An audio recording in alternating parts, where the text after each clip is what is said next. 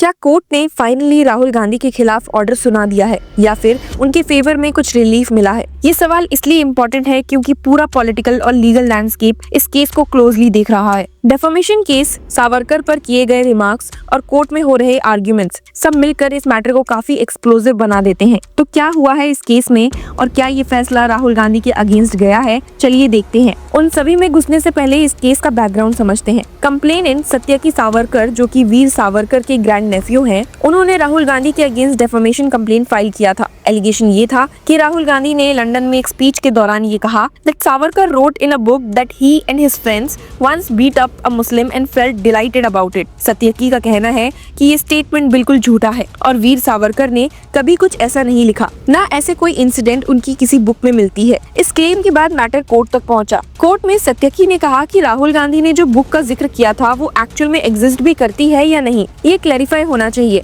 The above mentioned book is necessary for a fair trial। ये कहकर सत्यकी ने court से रिक्वेस्ट की कि गांधी को कहा जाए कि वो उस किताब को सबमिट करे जिसका रेफरेंस उन्होंने दिया था। अब इंटरेस्टिंगली ये वही बुक है हिंदुत्व बाय वीर सावरकर, जिसके लिए पहले राहुल गांधी ने खुद कंप्लेनेंट से कॉपी मांगी थी। अब कंप्लेनेंट भी यही कह रहे हैं कि अगर राहुल को वो बुक चाहिए थी फॉर डिफेंस, तो कंप्लेनेंट को भी ये राइट मिलना चाहिए कि गांधी जिस बुक का हवाला दे रहे हैं उसका एक्चुअल एग्जिस्टेंस प्रूव करे। केस की हियरिंग पुणे के MP MLA कोर्ट में स्पेशल जज अमोल शिंदे के सामने हो रही है। राहुल गांधी की तरफ से उनके लॉयर मिलिंद पवार कोर्ट में रिप्रेजेंट कर रहे हैं। जब रिप्लाई सबमिट करने का वक्त आया तब पवार ने एक नया एप्लीकेशन फाइल किया और उसमें और समय मांगा गया, ये कहकर कि राहुल गांधी फिलहाल लीडर ऑफ ऑपोजिशन है और उनके ऊपर पब्लिक रिस्पॉन्सिबिलिटीज है।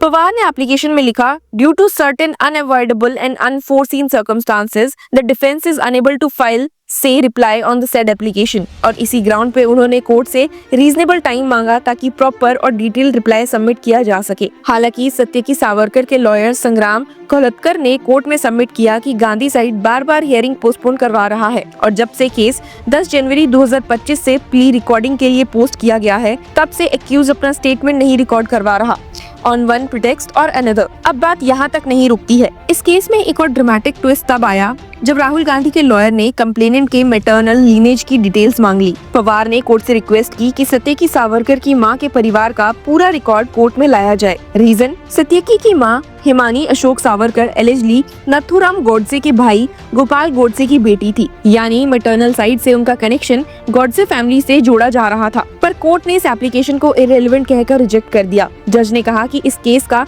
मैटरनल फैमिली से कोई लेना देना नहीं है और कंप्लेनेंट का वीर सावरकर से संबंध उनके पैटर्नल लीनेज से एस्टैब्लिश्ड है। And that's enough। कोर्ट ने बोला the application regarding his maternal family tree was irrelevant। Satyaki court के मुताबिक VD सावरकर के एक भाई के ग्रैंडसन है और उनका रिलेशन ऑलरेडी कोर्ट के रिकॉर्ड में क्लैरिफाई हो चुका है। कंप्लेनेंट साइड ने एक और एलिगेशन लगाया कि राहुल गांधी ने झूठी स्टेटमेंट देकर नॉट ओनली सावरकर की इमेज को टार्निश किया बल्कि पब्लिक ओपिनियन को भी मिसलीड किया। फिक्टिशियस, फॉल्स एंड मेलिशियस, ये वर्ड्स यूज किए गए कंप्लेन में। कोलत्कर का कहना है, we have now sought directions from the court to accused Rahul Gandhi to produce the book allegedly written by VD Savarkar which was cited by the accused while making defamatory remarks in London। Legal strategy दोनों तरफ से full throttle पे है। राहुल गांधी का camp complainant के background पर questions उठा रहा है और कंप्लेनेंट का कैंप गांधी के रिमार्क्स को लीगली डिस्प्रूवन करने में लगा हुआ है। पर आपको बता दें कि फिलहाल के लिए कोर्ट ने राहुल गांधी के एक्स्ट्रा टाइम की रिक्वेस्ट को एक्सेप्ट कर लिया है और नेक्स्ट डेट अब 3 जुलाई के लिए फिक्स की गई है। इसका मतलब ये है कि राहुल गांधी को अब एक और अपॉर्चुनिटी मिल गई है अपना साइड क्लैरिफाई करने की, लेकिन कंप्लेनेंट के मुताबिक ये डिलेइंग टेक्निक है। तो लेटेस्ट अपडेट ये है कि पुणे के स्पेशल कोर्ट ने राहुल गांधी को और वक्त दिया है ताकि वो अपना रिटन रिप्लाई फाइल कर सके उस डेफेमेशन केस में जो उन्होंने VD सावरकर के खिलाफ कमेंट्स को लेकर लंदन में दिया था मार्च 2023 में। तो फिलहाल राहुल गांधी के खिलाफ कोई स्ट्रिक्ट एक्शन नहीं हुआ है, लेकिन केस की गर्माहट कम होने के बजाय और बढ़ गई है। इस केस का पॉलिटिकल एंगल भी इग्नोर नहीं किया जा सकता। वीर सावरकर का नाम बीजेपी और राइट विंग आइडियोलॉजी के लिए आइकॉनिक है, जबकि कांग्रेस लीडर स्पेशली राहुल गांधी उनका क्रिटिसिज्म ओपनली करते आए हैं। तो इस केस का आउटकम सिर्फ लीगल ही नहीं पॉलिटिकल रेपरकशंस भी ला सकता है। राहुल गांधी के लिए ये केस एक और फ्रंट बन गया है जहां उनकी स्पीचेस, उनका टोन और उनके स्टेटमेंट्स जुडिशियल स्क्रूटनी के अंडर आए हैं। इससे पहले भी उनके खिलाफ डेफेमेशन केसेस फाइल हो चुके हैं, मोदी सरनेम वाला केस हो या फिर आर्मी रिमार्क्स वाला मैटर। अब सावरकर पर दिया गया स्टेटमेंट भी कोर्ट रूम में घुमा दिया गया है। ये भी नोट करना इम्पोर्टेंट है कि गांधी के लॉयर ने इस केस में कंप्लेनेंट के परिवार के डॉक्यूमेंट्स मांगे, जैसे कि सावरकर फैमिली ट्री और दोनों बुक्स हिंदुत्व और माजी जन्म में जो वीर सावरकर ने लिखी थी।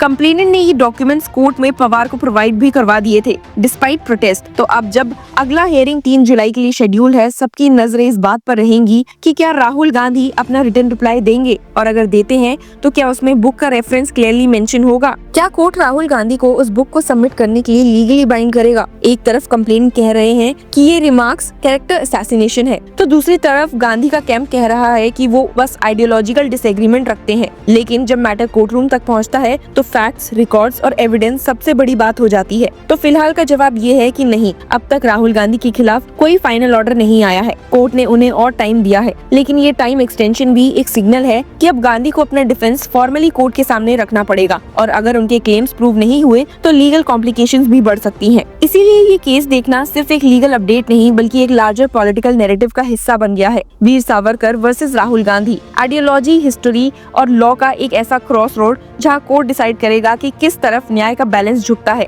आपको क्या लगता है कि ये केस पॉलिटिकल है या सच में डेफेमेशन? राहुल गांधी की स्ट्रैटेजी सही है या उनसे गलती हो गई है, और कोर्ट का नेक्स्ट मूव क्या हो सकता है? तो व्यूअर्स, आपकी राय हमें कमेंट सेक्शन में जरूर बताइए। Until then, keep following Law Chakra.